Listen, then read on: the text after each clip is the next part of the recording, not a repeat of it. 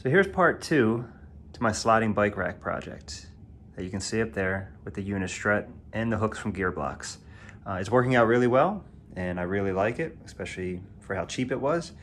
Now when I finished that one, that video about part 1, I sent it to Gearblocks, and Brian, who I'm assuming is the owner, was nice enough to reach out and offered some recommendations, some suggestions, and even offered to send me some hooks. So these are the parallel hooks. As you can see, they're parallel with the trolley, with the wheels. And he was nice enough to send me the end stops, which I forgot to order when I first purchased the hooks from him. So they'll just go in the end of the Unistrut. And it's cool. They got the little logo. Looks like it's 3D printed right there. And he also sent me the hardware kit that you can purchase from them. I pieced mine together just because I forgot to order these when I ordered the hooks. So the threads are a little more coarse than what I bought, but I don't think it's an issue. But what's nice is it comes with 4 screws, which would be more than enough for a 10-foot section. It comes with the washers, and it comes with the bit. And I had to purchase this separately because mine wasn't the best for it. I think it's a T40. Yeah, it's a T40. So if you don't have it, you either have to buy it or you can order the kit from Gearblocks. And he was cool. He wrote a nice little handwritten note thanking me for the video and everything else. And I think he put it up on his website. So I'll send him this when it's done.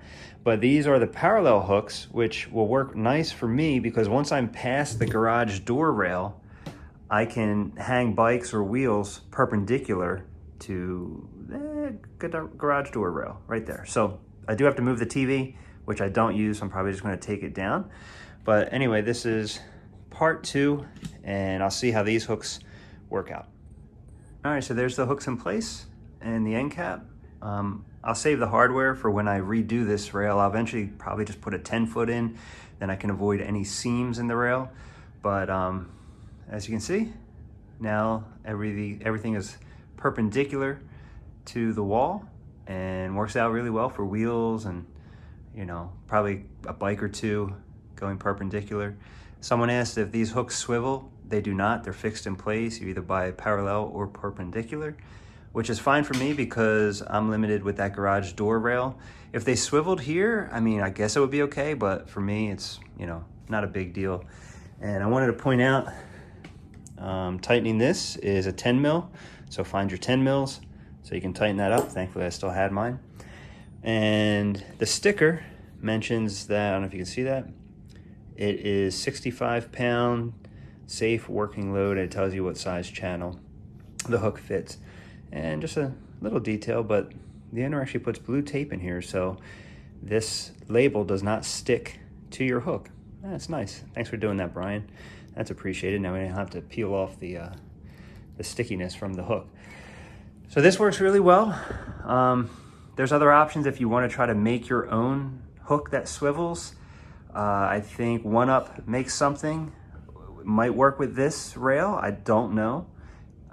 You'd have to take the chance. Or you could try some Unistrut trolleys and rig up your own hook that swivels if you need it. For the price, these are pretty good.